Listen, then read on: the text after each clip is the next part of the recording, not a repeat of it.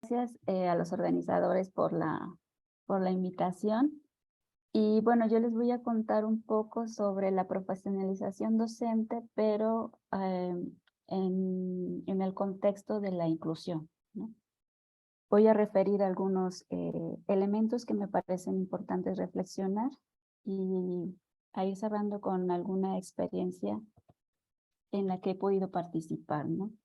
El esquema de la presentación está organizada en siete secciones. Bien, cuando nosotros pensamos o nos referimos a a la inclusión en el contexto escolar, pues se nos pueden venir muchos factores o muchas variables a la mente, ¿no?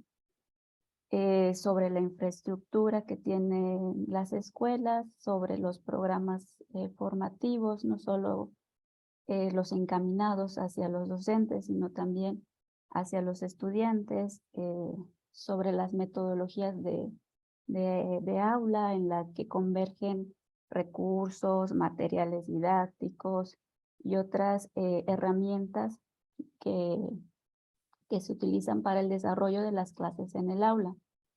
Y también como a nivel macro, la política educativa y el modelo curricular general, que de alguna manera permea toda la realidad escolar según el contexto, según la ciudad, según el país en el que nos situemos, ¿no?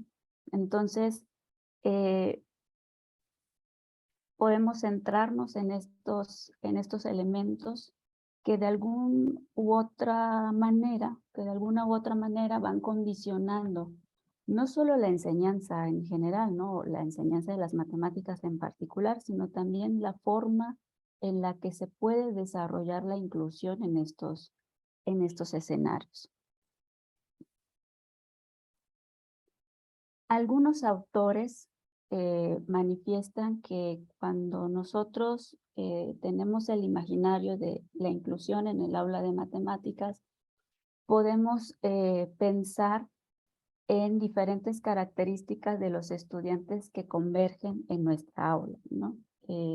Estudiantes que provienen de contextos de vulnerabilidad, de grupos minoritarios, estudiantes con aptitudes sobresalientes y también estudiantes que presentan alguna discapacidad. Me voy a centrar en este último grupo de estudiantes con discapacidad porque ha comenzado a emerger estudios, o sea, hay especialistas que se están focalizando en esclarecer precisamente aspectos de la enseñanza de las matemáticas para este grupo de estudiantes con discapacidad, ¿no? Con diferentes discapacidades.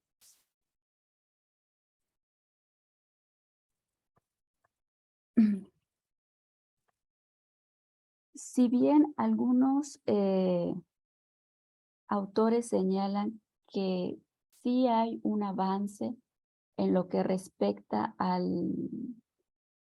la caracterización de la discapacidad en cuanto a la enseñanza y el aprendizaje de las matemáticas. A nivel global, en comparación con otro tipo de estudios que se hacen en el marco de la educación matemática, siguen siendo minoritarios y que pocas veces no se contemplan precisamente como estas nociones matemáticas en el contexto de aula con estudiantes con discapacidad de manera específica, ¿no? Pero sí sí podemos encontrar estudios que se están focalizando como a comprender las necesidades de los niños con discapacidad, estudiar sus formas de pensamiento matemático y otro componente muy importante que es lo que nos cuentan los profesores, ¿no?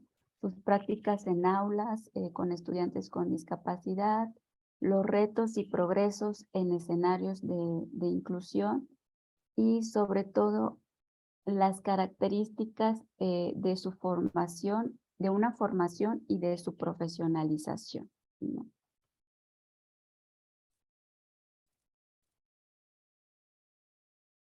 Bien, pese a que nos podemos encontrar con una cantidad quizás minoritaria de investigaciones, entre comillas, sobre la educación matemática y estos aspectos de inclusión enfocados a la discapacidad, sí es necesario focalizar de que sí se han hecho estas investigaciones, ¿no? Sí se han desarrollado estudios de carácter internacional referente a la discapacidad y al estudio de las matemáticas. Yo me voy a enfocar en los últimos dos, en las dos últimas fuentes que han salido sobre esta temática y a contar un poco sobre las propuestas que se hacen a partir de las investigaciones que se han realizado en el tema, ¿no?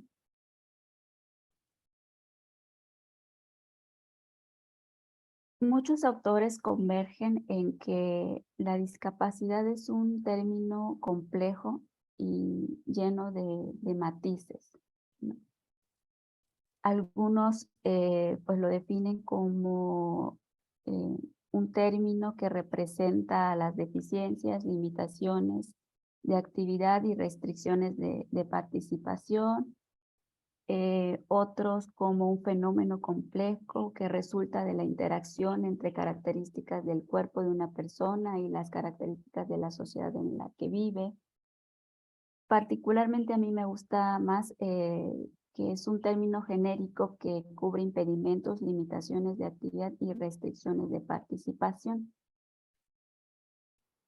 Estos autores reflexionan sobre que el término discapacidad no solo es un problema de salud.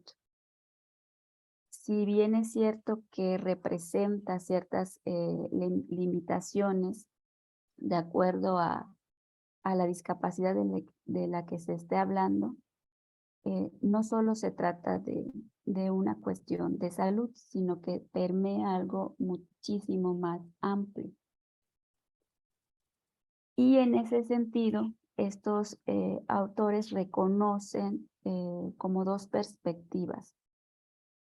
El hecho de que una persona discapacitada sea reconocida como alguien que tiene un impedimento físico o mental, que tiene un efecto adverso sustancial y a largo plazo en su capacidad para llevar ciertas actividades normales del día a día, y otras que una persona discapacitada es alguien que es vista como discapacitada por la sociedad y no por características corporales, ¿no?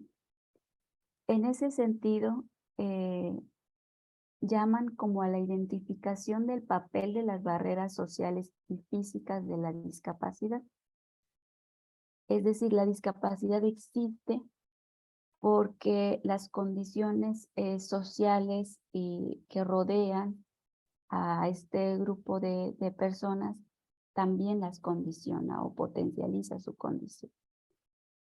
Y que es necesario reconocer, esto no es nuevo, el reconocimiento de un modelo social que condiciona a la discapacidad. Esto es algo que, aunque se haya dicho y persista en el discurso, es una situación que no ha cambiado en relación con el tiempo.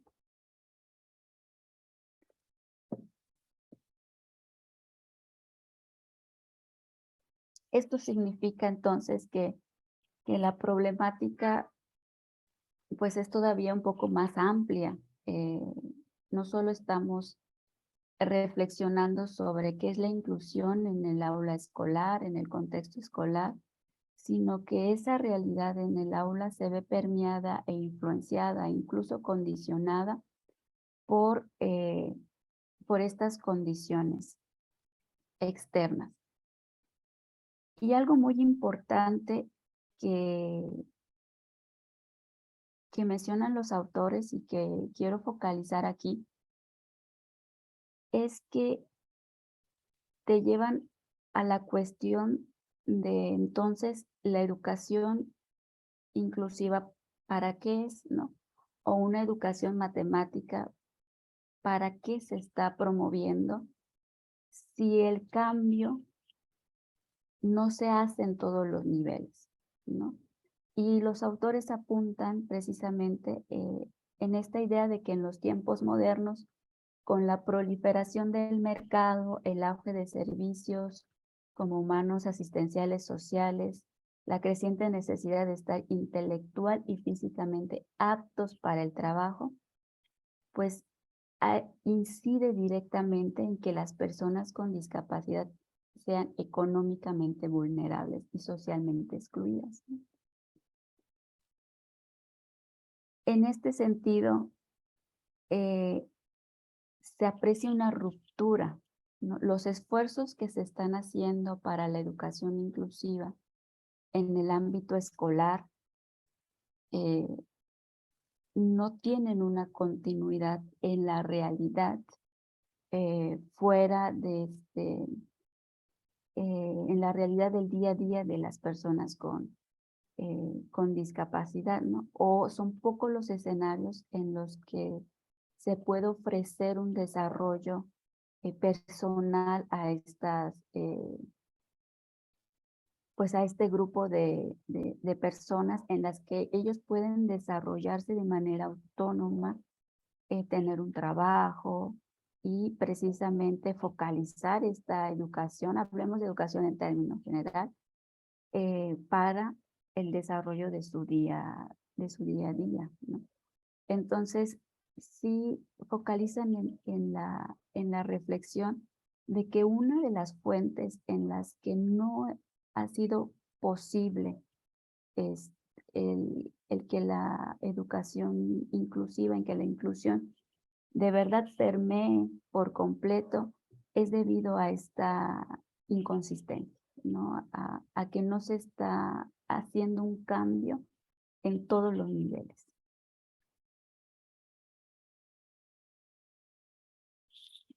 Bien,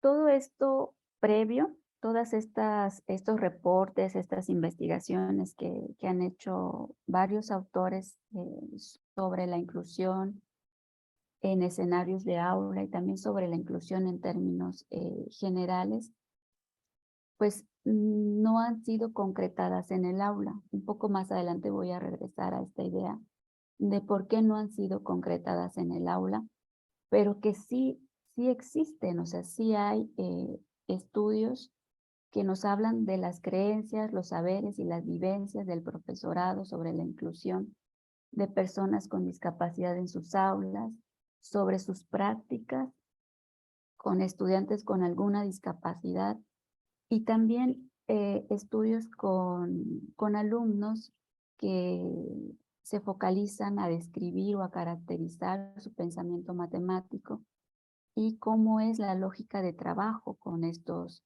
estudiantes utilizando precisamente como materiales y recursos muy específicos, ¿no?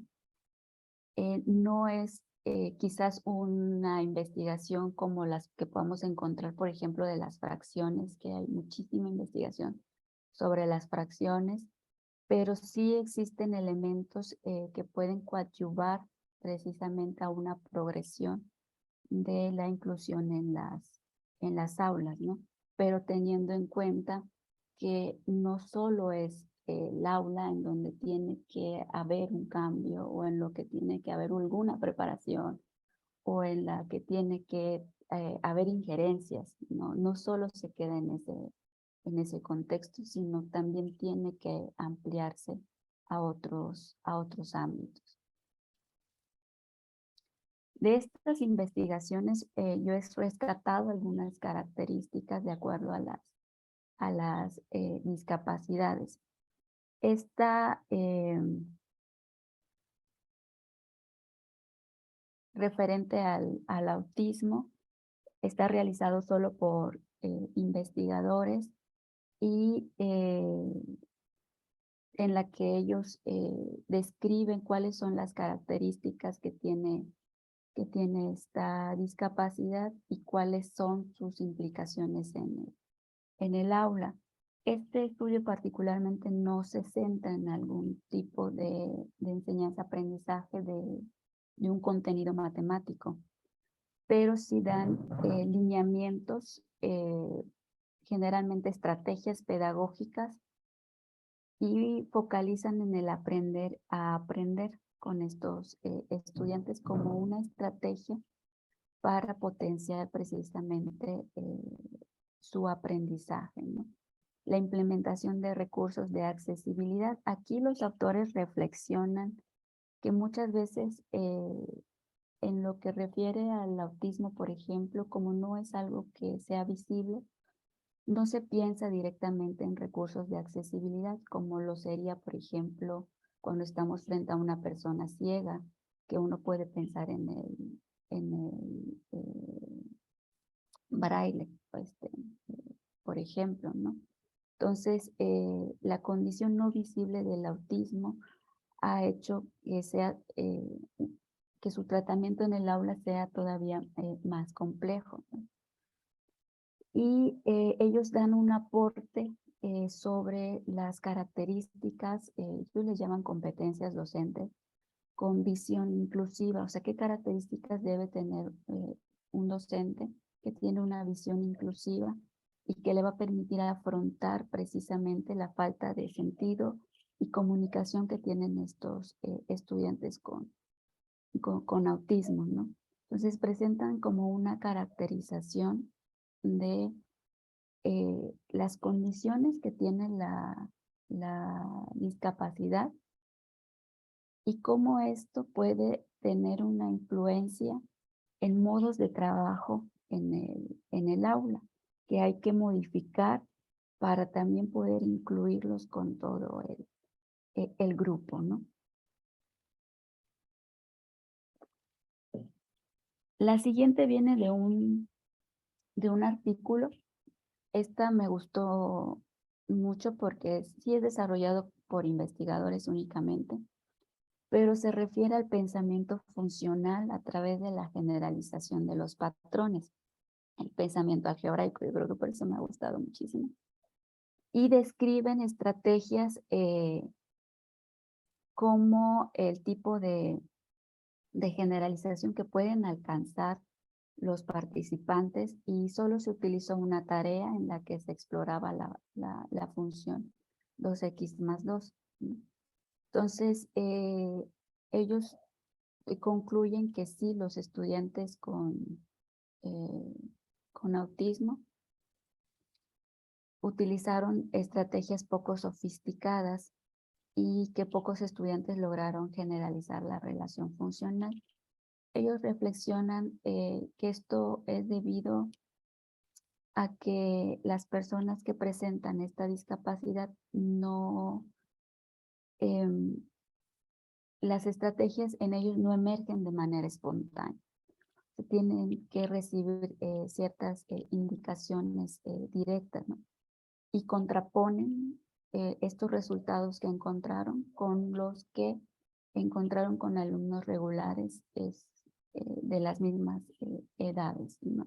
Entonces, encontraron allí algunas características específicas sobre el desarrollo del pensamiento algebraico, en este caso el funcional a través de generalización de patrones, que pueden aportar a podríamos decirle, una metodología en el aula sobre cómo llevar este tipo de actividades, ¿no? Porque la mayoría de los estudiantes que realizaron esta actividad, que tenían autismo, lo hicieron con material modelado, o sea, con un objeto concreto, que eran como bloques de construcción, tipo Lego, me parece. Entonces, pues hay sugerencias que apoyan cómo es posible trabajar con estos estudiantes a partir, claro, de las características de la discapacidad y que estos pueden utilizarse también con estudiantes regulares, ¿no? Otro estudio relativo al síndrome de Down, este es quizás el que tiene mucho más valor. No es que los otros no sean importantes, pero es que en este estudio se trabajaron, se hizo un colectivo, es decir, se trabajó con docentes y se trabajó con investigadores. Y hubo contenidos matemáticos que se estuvieron movilizando. Entonces el equipo investigador aportó herramientas, materiales al equipo docente para que ellos realizaran los ajustes a su implementación, a su planificación y que ellos tomaran las decisiones sobre las actividades y los materiales que iban a desarrollar con los niños con síndrome de Down, ¿no? Entonces, estos ajustes que realizaron los docentes apoyaron el aprendizaje de los niños con síndrome de Down y también al mismo tiempo favoreció el aprendizaje de los otros niños en la clase. También ellos exponen las características de esta discapacidad y cómo esta discapacidad va a condicionar nuevamente la forma, los materiales, la metodología que se va a seguir en el aula.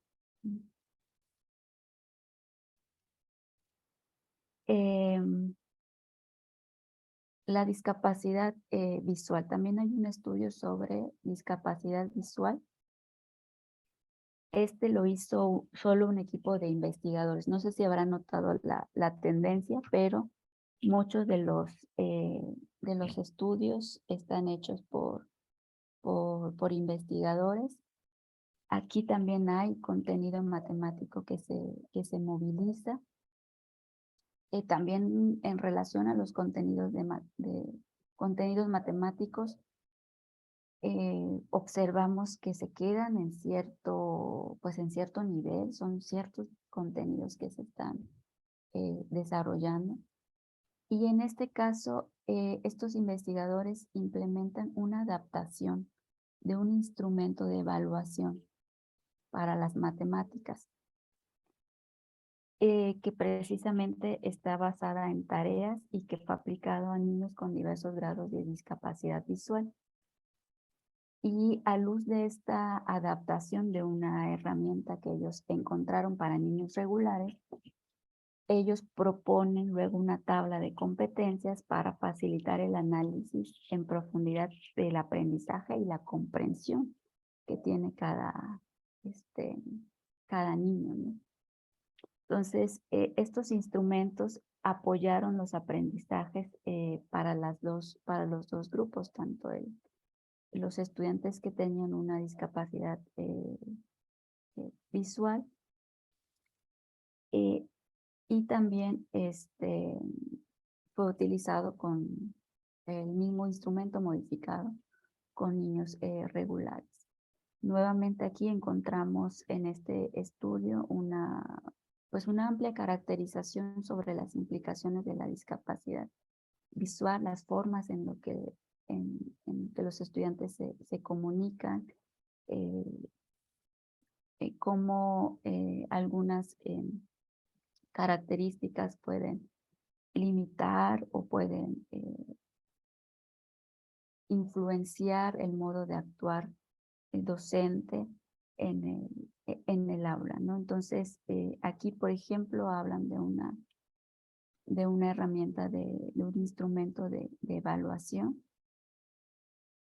que el tema de evaluación de manera general en el contexto de la enseñanza de las matemáticas también es un tema que se discute muchísimo, ¿no? ¿Qué se evalúa en matemáticas? Y ahora con temas de inclusión, la problemática se va ampliando.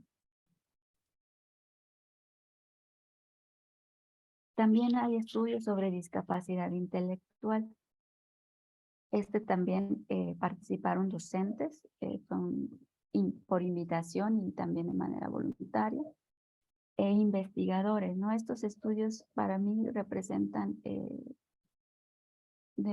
son de mucho valor porque parece una dinámica en la que se puede favorecer la integración de elementos teóricos y prácticos, ¿no?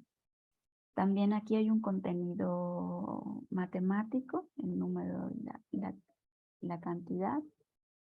Fijémonos bien en qué tipo de contenidos matemáticos se están desarrollando en estos estudios con diferentes discapacidades, ¿no? Y este fue un estudio longitudinal, ¿no?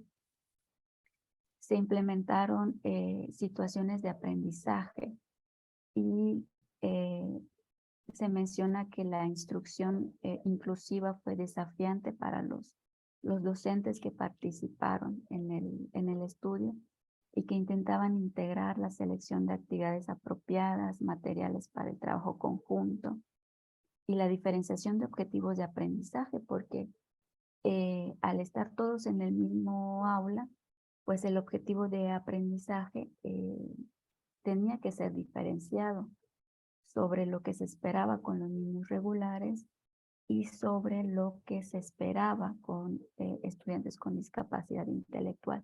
Esto podría ser quizás para algunos un tanto peyorativo, pero tiene sentido. Un poquito más adelante se va a retomar esto porque hay ya pues algunas líneas en las que se está trabajando respecto a la discapacidad, ¿no? Entonces, la interacción y el aprendizaje grupal es muy importante, pero sí los objetivos de aprendizaje suelen ser diferenciados en la mayoría de los estudios, ¿no? Y aquí pues los resultados no fueron muy alentadores.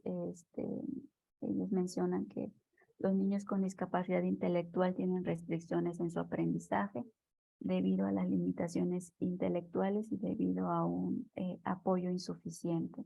Es decir, no se ha podido como caracterizar los recursos y los materiales o una metodología certera para el trabajo con con este grupo de personas con discapacidad, ¿no? Y en este caso fue un tipo de discapacidad leve. Bien, respecto a lo que comentaba previamente de qué es lo que se espera en el aula alcanzar con ciertos estudiantes que presentan algún tipo de discapacidad, se han estado, sí, algunos especialistas se han estado centrando en lo que ellos llaman estudio de discapacidad en educación matemática. Y estas investigaciones se dirigen o se focalizan en 3 direcciones específicamente. La naturaleza de las discapacidades, que es muy importante. Es decir, no podemos hablar sobre la inclusión o quiero que mi aula sea inclusiva sin pensar en las características de las personas, de los estudiantes que en ella convergen, ¿no? Porque lo condiciona. No es no es algo que se pueda dar como una pincelada para todos y ya luego de repente ya somos inclusivos. No. Y en este caso, la naturaleza de las discapacidades es hasta qué punto se construye el conocimiento matemático desde la discapacidad. Llevan a reflexionar en este libro de Gervasoni, llevan a reflexionar sobre cómo la naturaleza de la discapacidad condiciona la construcción del conocimiento matemático. En ese sentido, mencionaba en la diapositiva anterior que para algunos puede ser como peyorativo, ¿no? Pero no podemos tampoco ser ingenuos en pensar que ciertos estudiantes o niños con discapacidad,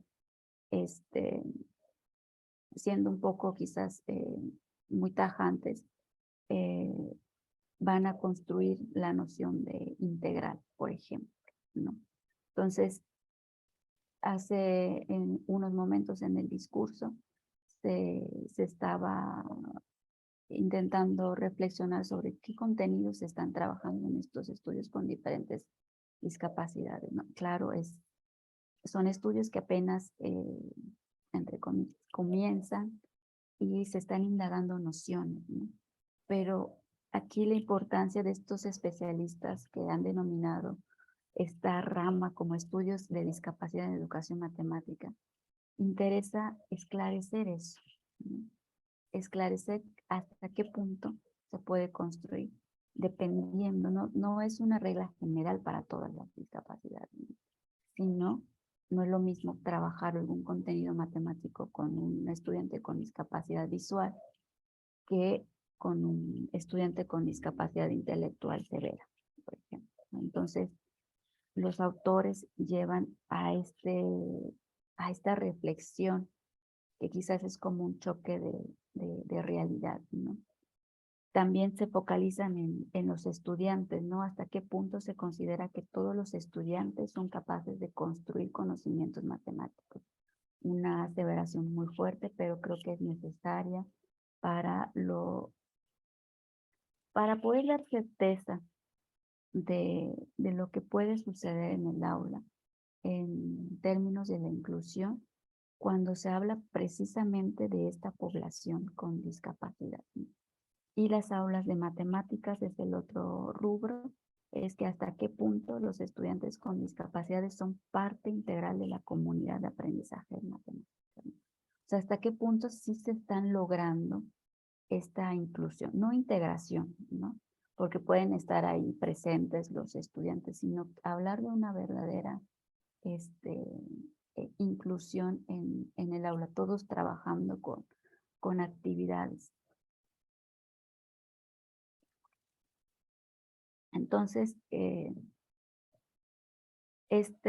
las investigaciones en relación a este rubro van marcadas por estas tres líneas que según los autores es importante penetrar para poder dar certeza o esclarecer qué es lo que está pasando con la inclusión en las aulas, ¿no? Bien, hace algunas diapositivas yo mencionaba que algunas de todo esto que se ha mencionado no se ha concretado en las aulas, ¿no? No ha llegado a ser concreto.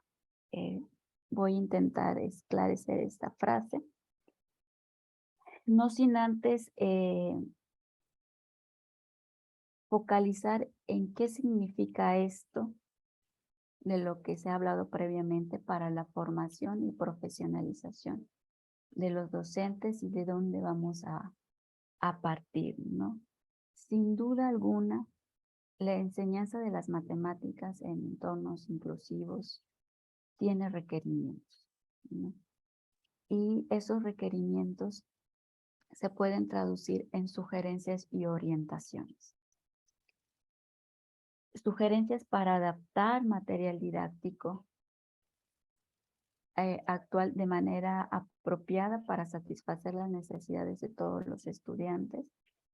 Sugerencias para adaptar metodologías de aula o procedimientos de aula hacia una visión inclusiva.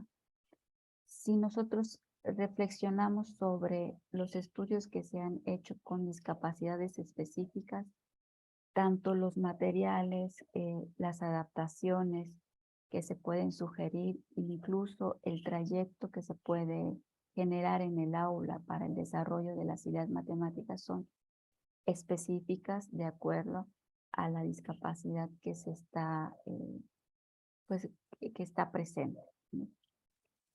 Orientaciones para vincular las características de la discapacidad con la adaptación y o generación de materiales didácticos. y orientaciones para vincular sus metodologías de aula de acuerdo a las discapacidades presentes, ¿no? Si nosotros nos centramos en estas ideas, son puntos bastante específicos, ¿no? ¿Qué utilizo y cómo lo voy a utilizar, ¿no? Y ese es el punto en el que yo hacía referencia, en que mucho de lo que está en la literatura, las investigaciones, no están concretas o no llegan a ser concretadas en las diversas aulas, ¿no? Y precisamente porque está este factor que influye, que es la formación y la profesionalización de los docentes. Entonces, ¿cómo concretamos eso, esa información que está, esos instrumentos de los que hablan las investigaciones, para que estas sugerencias y orientaciones sean materializadas? Entonces, aquí hablo de 4 pasos y uno de ellos es las formas de trabajo que tenemos con los docentes, ¿no? Estas formas de trabajo, en el caso de la formación inicial, en México hay pocas, pero hay licenciaturas que se encaminan a formar profesores de matemáticas para el nivel bachillerato generalmente, porque de secundaria hacia atrás hay una institución que se encarga de su formación inicial, ¿no? Y aquí tenemos 2 realidades, ¿no? Respecto a la formación inicial, pues está articulada principalmente en lo que respecta al conocimiento, ¿no? ¿Qué conocimientos? Una pregunta muy común en los artículos. ¿Qué conocimientos requiere el profesor para llevar su práctica educativa en el aula? Y hay 2 vertientes, lo que sugieren las investigaciones y lo que existe en los programas en sí, ¿no? En un estudio ya hace tiempo que una servidora realizó con unos colegas, realizó el análisis realizamos el análisis de un plan de estudios de un programa de licenciatura que forma a profesores de matemática, ¿no? Y había elementos de investigación desde la matemática educativa como se conoce en México, pero también había elementos de pedagogía, elementos de general, de didáctica general incluso, de tecnología, uso de TICs y un poco sobre tecnología desde la educación matemática, ¿no? Pero la parte quizás medular de lo que se reflexionó a partir de ese manuscrito es que hay poca claridad sobre lo que necesitan los docentes, ¿no? Porque las investigaciones sí mencionan, hay que adaptarse según el modelo de conocimiento, pues el MTSK sugiere una cosa, desde que surgió el MKT con Schulman, y han venido proponiéndose modelos más sofisticados como el CCDM, pues hay sugerencias sobre lo que debería de integrar el conocimiento del docente, ¿no?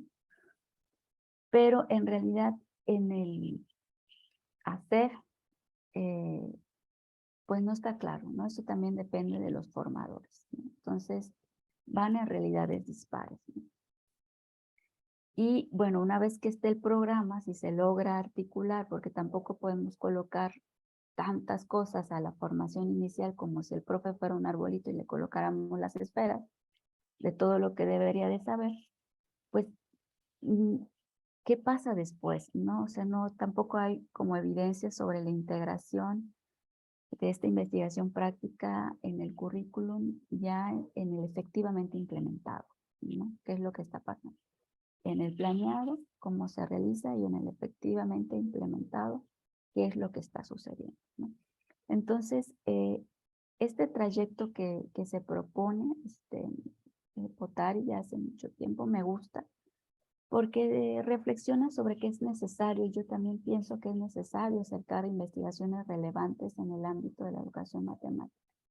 Para mí la investigación puede dar muchísimas respuestas, pero creo que hace falta algo por mitad, que, que hace que muchos digan, es que se hace mucha investigación y la educación sigue igual, ¿no? Y en esa frase que muchos mencionan, ahí por mitad hay algo que está sucediendo, ¿no? Generar discusiones y reflexiones sobre los resultados, conclusiones científicos de las investigaciones, ¿no? Utilizar instrumentos habituales de investigación. Esta parte sí señala la autora que no significa generar ni realizar investigación, ¿no? Sino utilizar esos instrumentos de manera eficiente en su aula, ¿no? Y vincular estos resultados y la operatividad de estos instrumentos con su práctica de enseñanza, ¿no? Con una actitud indagadora. Parece todo muy bonito hasta aquí escrito, pero hay ciertas dificultades, sobre todo en utilizar los instrumentos y, y vincular estos resultados y la operatividad con la enseñanza, ¿no? Luego también está la etapa de desarrollo profesional, porque sin duda el ejercicio docente es una profesión muy demandante, muy comprometida, y es la que necesita mayor actualización, ¿no? Pues uno diría que los médicos, pero también los docentes necesitamos de, de, de actualizaciones, ¿no? Del desarrollo profesional docente, ¿no? Y aquí el panorama se vuelve más complejo, ¿no? Porque ya no solo vamos a focalizar en lo que sabe el docente, sino las creencias y las prácticas que realiza, ¿no? Entonces, pues tiene que haber un trabajo en comunidad. El contenido matemático se tiene que desarrollar a través de actividades que sean de verdad lo que el profesor está desarrollando en su aula. Y sin duda algo que se manifiesta importante para poder alcanzar un desarrollo profesional es la influencia del contexto, el apoyo administrativo, de recursos y organizacional que rodea todo lo que es la práctica del profesor. O sea, sin ese componente no es, pues es como ir también contracorriente, ¿no? Sobre todo que las realidades de los docentes tienen también muchos matices. Hay también mucha carga administrativa. Por ejemplo, aquí en México, los docentes tienen mucha carga administrativa. Además, sus clases. Entonces, sí se necesita de que esto sea armónico para que el desarrollo profesional de verdad vaya en dirección a lo que tiene que ir. Porque muchas veces se hacen programas formativos, pero no en relación a lo que verdaderamente el docente necesita en ese momento.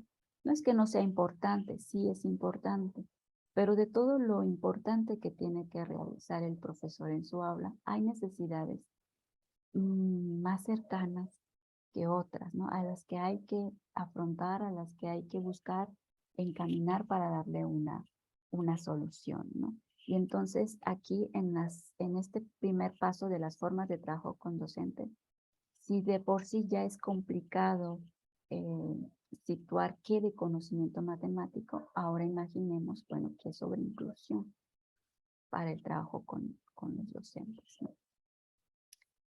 Dos, es la articulación de las formas de trabajo, ¿no? Es decir, cómo trabajamos específicamente con los docentes, ¿no?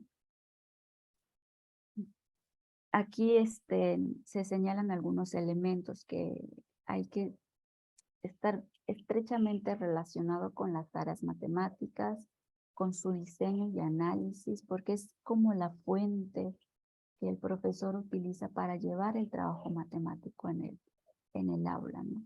Observación y análisis de la enseñanza, una retroalimentación que él tenga de su propia práctica, algunos lo llaman reflexión sobre la práctica, y también focalizan en esta cuestión sobre el uso de constructos teóricos, ¿no?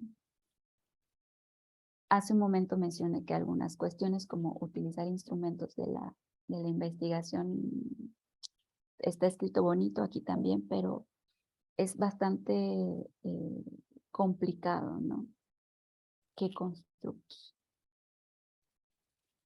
Si nosotros damos un vistazo a todas las investigaciones que se han hecho sobre el profesor y con el profesor, vemos que hay estudios, que los estudios se realizan a partir de los marcos y podemos encontrar que se promueve que utilicen herramientas, ciertas herramientas teóricas dependiendo de una corriente u otra, dependiendo de otra corriente y así sucesivamente, ¿no?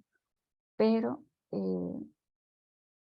nos estamos olvidando de la otra parte, la realidad del profesor, qué es lo que necesita el profesor en ese momento, ¿no? No es el constructo teórico que va a permear todo, sino es que el profesor pueda decidir qué es lo que necesita para poder dar solución a los problemas que emergen en su aula, ¿no? Quizás estamos yendo un poco al revés. Y es por eso que el paso 3 es no solo partir de los resultados de la investigación. Yo considero que toda investigación es útil, provee mucha información, pero también en el caso de la formación y profesionalización es necesario partir de las experiencias y realidades de los docentes y ver los puntos en los que se coinciden, ¿no? Y en el caso de la inclusión, hay que distanciarse de la comprensión habitual de la inclusión, que consiste en creer que con ubicar a los estudiantes en un salón de clases regular, pues, pues se va a beneficiar a los estudiantes con discapacidad, y tener en cuenta que la inclusión efectiva no se materializa sino hasta que los maestros brinden una instrucción relevante y significativa para estas personas. Y todo eso depende precisamente de cómo estas sugerencias y orientaciones se puedan concretar de manera específica en el aula. Si se dan cuenta, los pasos previos no están, son sugerencias, pero no están definidos o no se sabe hasta qué punto se pueden llevar a cabo con los profesores. Y sobre todo, ya incorporando la inclusión, o en qué momento introducir estos elementos de inclusión en la formación y la profesionalización docente, o puede ser solo en la etapa de profesionalización. Lo que sí es certero es que para que se pueda hablar de una inclusión no es solo situarse en un contexto de aula, sino también es un cambio de perspectiva de forma más amplia. Y el paso 4 es el más complejo, es concretar en acciones, ¿sí? Es decir, materializar las conclusiones de las investigaciones, los recursos, las estrategias, los métodos de evaluación, los trabajos que se realizan en el aula. Y tiene que haber un trabajo colaborativo entre docente, investigador, porque no es una problemática que surja que su solución surja de lo individual, sino de lo colectivo y del trabajo colegiado, y una red de comunicación entre los docentes que permita la retroalimentación de lo primero. Porque hablando de investigaciones, el contexto en el que se desarrollan las investigaciones, pues es un tanto controlado, en el sentido de que los datos que se recolectan tienen que tener cierto rigor para que puedan ser publicados. Pero en el día a día, en el aula, la realidad es diferente, ¿no? De manera que se busque cumplir con lo que, bueno, aquí Solís y Tinajero mencionan que para que la educación sea inclusiva es necesario que responda a las características, capacidades y necesidades, habilidades de todos los estudiantes, ¿no? que se eliminen las barreras de aprendizaje y que proporcione materiales, recursos tecnopedagógicos necesarios, ¿no? Entonces, pensando en esos elementos, creo que desde la investigación se pueden obtener información que se puede materializar, que puede llegar al aula y que el trabajo conjunto puede coadyuvar precisamente al logro de de la educación inclusiva en el aula, ¿no? No es solo el profesor con sus estudiantes, es una problemática que sí demanda un trabajo colegiado. La misma investigación lo sugiere de esa manera, ¿no? Y bueno, entonces, ¿qué se necesita, no? Hay que tener como un trayecto organizado, construcción de programas de formación, no solo de formación inicial, sino también de desarrollo profesional enfocado a las problemáticas que están enfrentando día a día los profesores, ¿no? Mirar la inclusión no como una situación de aula, sino como una forma de pensar con influencia social, ¿no?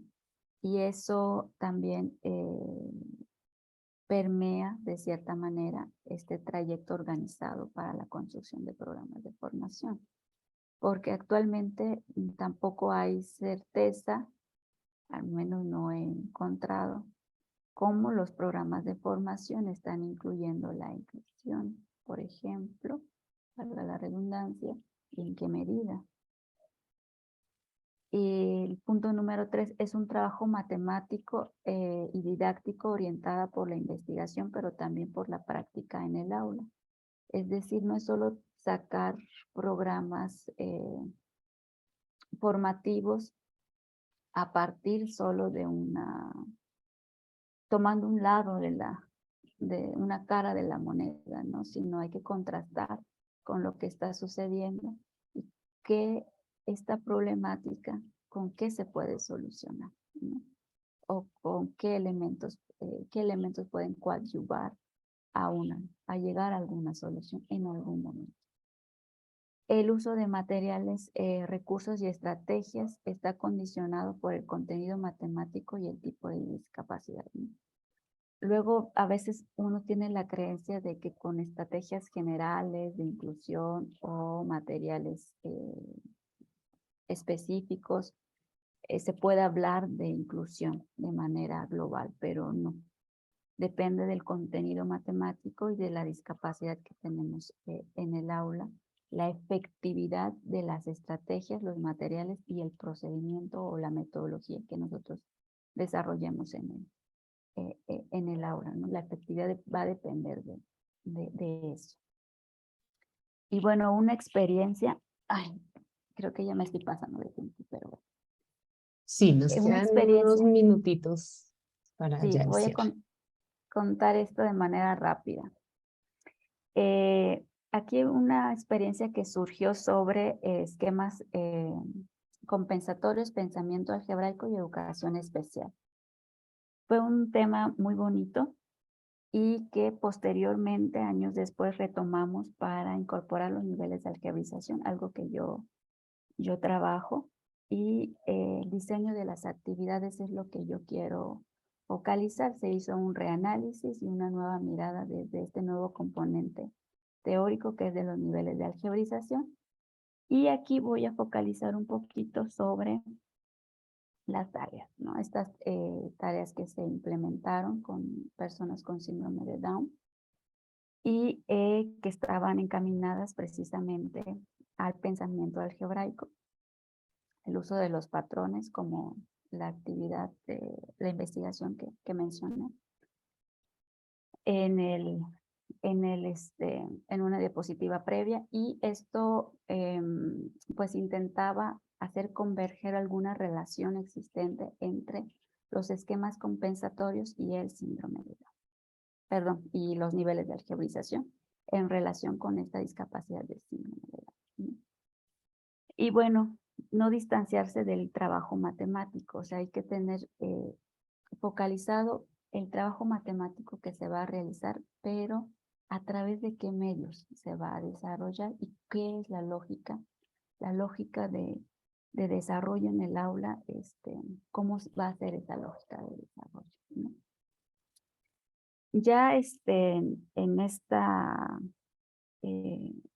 a luz de esa experiencia, pues las reflexiones que surgen a lo largo de la formación de los docentes es pues que hay que considerar la realidad del trabajo que ellos tienen día a día, ¿no? Y aquí una cuestión bastante, quizás que va a causar dos posturas es, ¿necesitan los docentes saber de los esquemas compensatorios y los niveles de algebreización? De manera específica, ¿no? De manera global sería si saber o leer investigaciones, ¿no? Y entender también que las investigaciones y los resultados no están pensados para el profesor. Hay complejidades para que éstas puedan materializarse en el aula y pensar que el uso de en muchas de las sugerencias está pues el uso de elementos teóricos, ¿no? Yo considero que es importante en simpatía con lo que dicen otros autores, pero no es sencillo, ¿no? Hay muchos que desarrollan estudios doctorales durante largo tiempo para apropiarse de un marco teórico y a veces no utilizan todas sus herramientas o no se potencializa todo lo que es ese marco teórico, ¿no? Entonces no es algo sencillo de realizar, ¿no? Entonces ese por mitad de que de las investigaciones a la práctica no hay un puente que nos permita conectar todavía. Y bueno, eso influye en que es necesario repensar la formación y profesionalización. Los investigadores, no necesariamente formadores de profesores, pues realizan investigaciones que la finalidad última es comunicar en artículos. Los formadores de docentes, no necesariamente investigadores, están encaminados también a ciertas condiciones institucionales y curriculares para con los docentes, que muchas veces no consideramos sus formas de trabajo, sus contextos y sus realidades. Entonces, hay que crear un puente entre estos elementos para que se concrete en una formación y en una profesionalización, ¿no? Hemos dado algunos elementos, pero no hay concreción todavía en ese sentido. Muchas gracias y perdón por el exceso. No, muchas gracias, doctora Lilia. Sí, pues es que es un tema que es muy difícil abordar en tan poco tiempo, pero nos plantea ahí unas aproximaciones muy interesantes, sobre todo desde la formación de profesor. Bueno, en este momento invitamos a los asistentes a la sala para que por favor registren sus comentarios, inquietudes que deseen expresar a la doctora Lilia para que ella las aborde. Entonces en el espacio de chat, por favor, las pueden registrar. Mientras tanto, hay algunas inquietudes que fueron surgiendo que las tomé. Hay una que planteó Roxana, que luego en la misma presentación dice que, pues, que se abordó la pregunta, pero quisiera transmitírsela, y es lo siguiente. Ella nos dice, un tema de preocupación en mi caso es que enseño a nivel universitario y una materia compleja como el análisis matemático se hace difícil adaptar los materiales a estudiantes no videntes. Dice ella, no sé si todas las asignaturas a nivel universitario se puedan adaptar a todas las problemáticas de discapacidad y quisiera tener pues su opinión al respecto, doctora Lili. Sí, sobre estudiantes universitarios hay poca literatura, poca investigación realizada. Si se dan cuenta, la mayoría de las investigaciones están centradas en nociones básicas. Quizás la que más alcance ha tenido es la del desarrollo del pensamiento algebraico, precisamente. Pero hay que considerar también el historial de la persona, ¿no? En este caso, pues los estudios realizados con discapacidad visual pues apuntan a una mayor oportunidad, ¿no? En comparación con una discapacidad intelectual, por ejemplo, ¿no? Pero no hay como una forma de trabajo para concreta, ni un estudio específico con el conocimiento matemático avanzado, como le denominan a la línea de investigación para, de las matemáticas a nivel universitario, ¿no? Entonces, sí, creo que sí es posible realizar adaptaciones a luz de lo que se ha hecho quizás con nociones más básicas. Ahora, por ejemplo, se escapa de mi expertise. No trabajo con estudiantes con discapacidad en ese sentido. Yo me enfoco pues, al trabajo con profesores, pero este tema de inclusión en específico no puede progresar si no se tiene precisamente la caracterización de los estudiantes respecto a su trabajo matemático, ¿no? Entonces, generalmente, no sé ahí cómo funcione, pero por ejemplo, a veces en algunas instituciones aquí en México, sí, en algunas universidades contamos con apoyo de pues especialistas de que pues llevan estos casos también de personas con discapacidad que se incorporan al nivel universitario y que ofrecen orientaciones y materiales e información para con los estudiantes, ¿no? Pero sí desde el punto de vista de la investigación, al menos yo no he encontrado, igual y alguien, sí, no lo sé, algo específico con las matemáticas avanzadas, el pensamiento matemático avanzado con discapacidades específicas.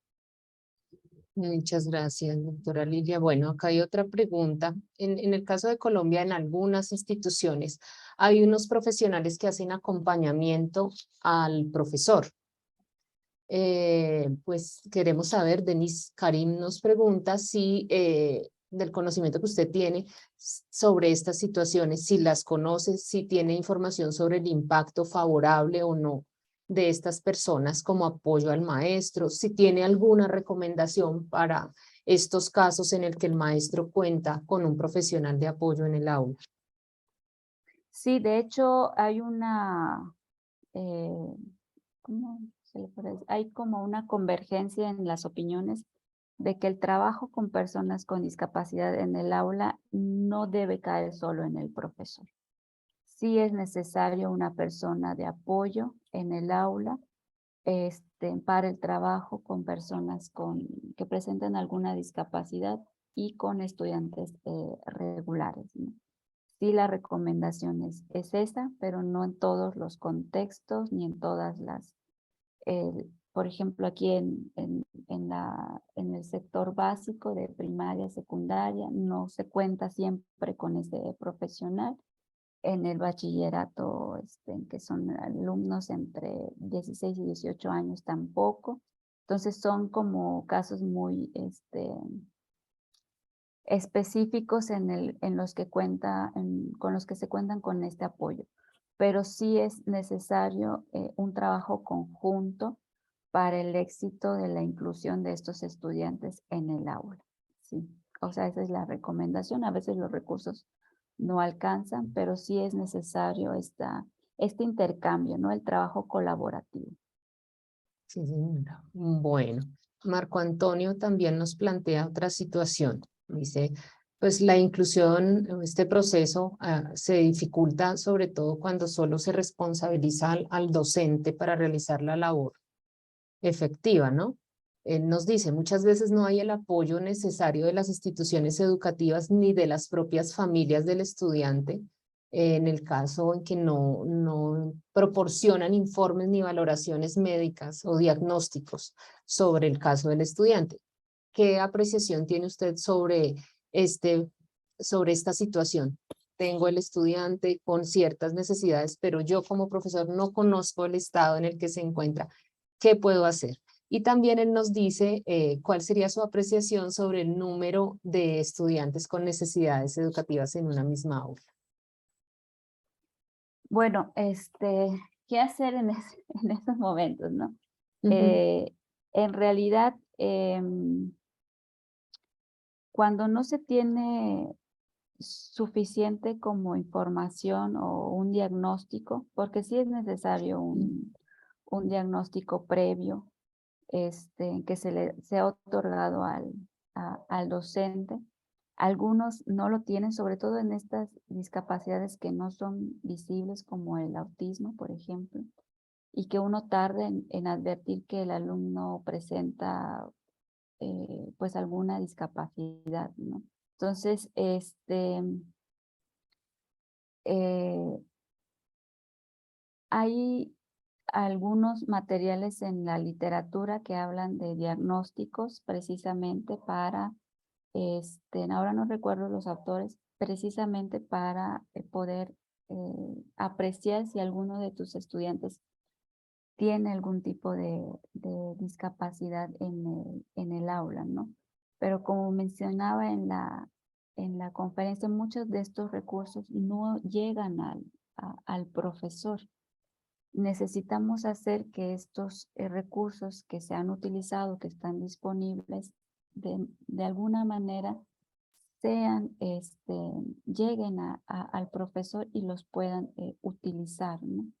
Y sin duda alguna, insistir en estos apoyos de trabajo conjunto con especialistas de educación, profesionistas de educación especial, en acompañamiento, porque no es una situación que quede en manos únicamente del profesor. Y ahí está otra pregunta que quizás no responde tu duda al colega, pero ¿qué va a hacer el profesor si no le hemos dado las herramientas que necesita? Si yo misma, por ejemplo, me siento limitada, si yo tuviera, por ejemplo, un estudiante con alguna discapacidad en el aula, ¿sí?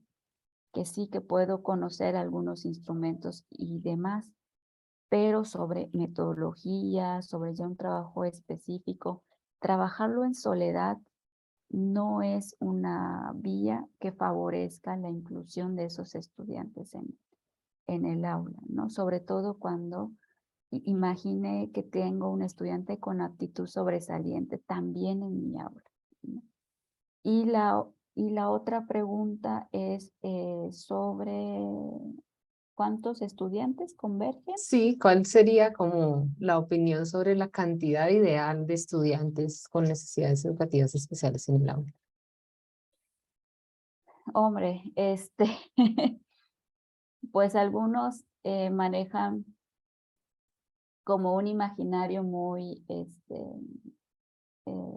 ideal, pero complejo, en el que se pudieran tener, pues, como de la misma proporción de estudiantes con discapacidades y estudiantes regulares, ¿no?